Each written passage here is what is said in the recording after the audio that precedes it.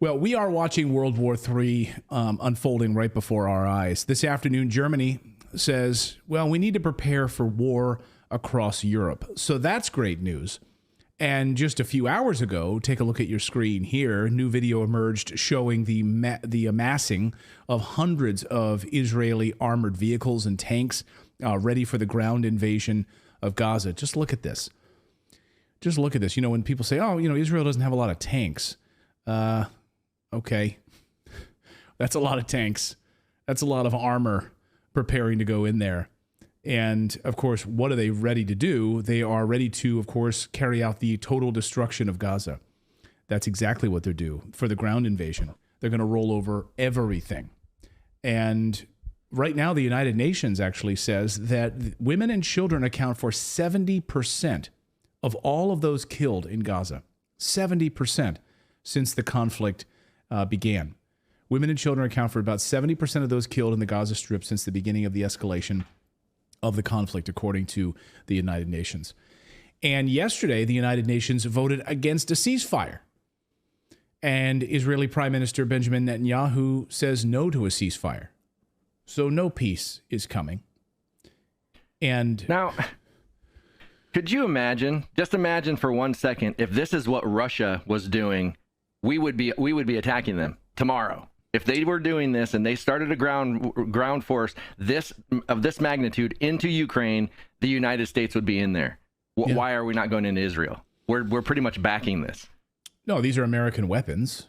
These are American weapons that are being used. These are American bombs that are being used. You heard the Raytheon earnings call that I played for you the other day, where Raytheon admitted that the Israeli incursion in Gaza is good for business. So, of course, they're not going to do anything about that. Yesterday, of course, as I mentioned, the United Nations voted against a ceasefire. So, and the Pope has called for a ceasefire. It's not going to happen. Just about 3 hours ago, Iranian-backed Houthi rebels declared war on Israel. So we have that layer now added into this. The Houthi military spokesman says they are going to rain down large numbers of missiles and drones on Israeli cities, promising the attacks will not stop, they say. Listen.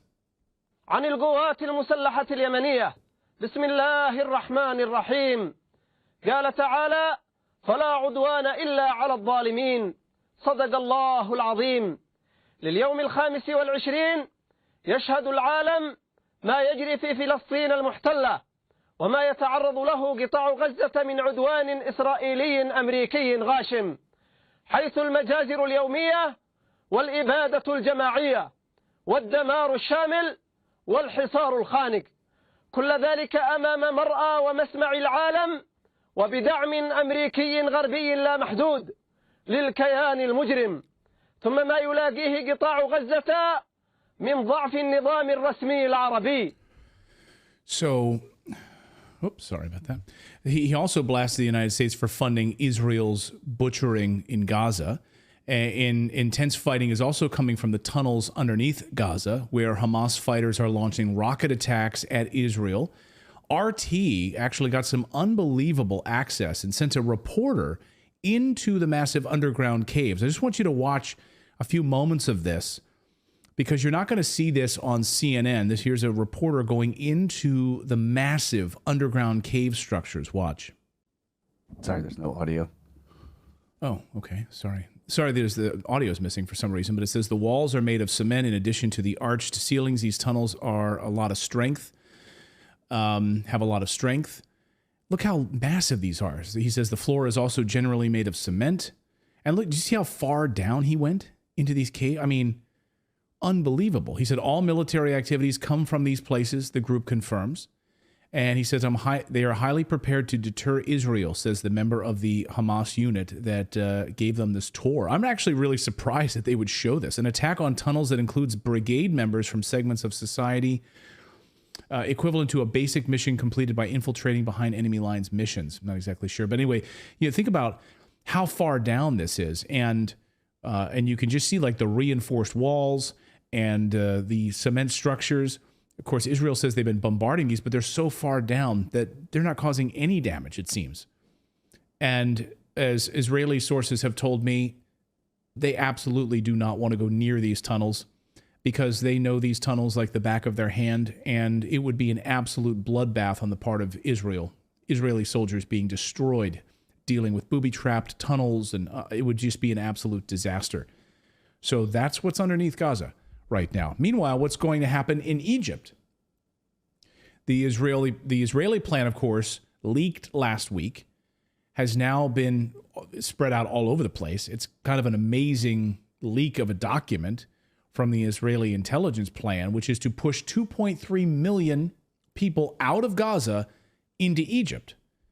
So here is the plan. An Israeli minister in a concept paper proposes transferring Gaza civilians to Egypt's Sinai Peninsula. And as we talked about yesterday in an interview with Scott Ritter, he said, this would be an act of war. I mean, what Egypt would say is that this is an act of war. Watch.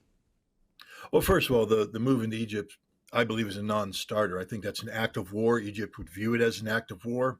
And, Hamas doesn't have any tanks. Egypt has hundreds of them, modern tanks. And they have 2 divisions that are being brought up to combat readiness on the Sinai. If Israel really does want to commit suicide, this is one really good way to do it, because if Egypt sends 600 tanks into the Negev, Israel's got no response. So Egypt won't stand for it. But why are they building a field hospital on the Egyptian side? This is in northern Egypt, right near the Rafah border crossing. According to the Turkish press this afternoon, Egypt is building this large field hospital near the border. So they're anticipating something. I mean, shit is hitting the fan as we speak, and sort of moment-to-moment updates. We'll have more on this in tomorrow's show. Let me know your thoughts on this in the comments below. Thank you so much for watching this segment here at Redacted. We are live every day at 4 p.m. Eastern Time, trying to share the stories that the mainstream media will not cover. You should also come over and join our community of Redacted Rebels over at redacted.inc. That's our private locals community where we can share exclusive content that we simply cannot share here on YouTube. Come over and join the rebellion together right now by going to redacted.inc. We'll see you next time.